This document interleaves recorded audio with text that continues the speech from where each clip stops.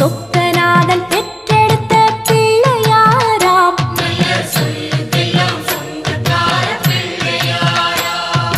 கைலாய மலைய விட்டு தெற்கே வந்தாராம்.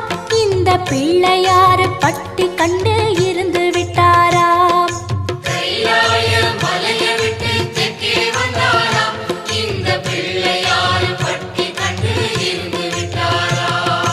கணபதியார் வந்தாரம்மா, நம்ம உறவாக நின்னாரம்மா. கணபதியார் வந்தாரம்மா, நம்ம உறவாக நின்னாரம்மா. சொக்கநாதன்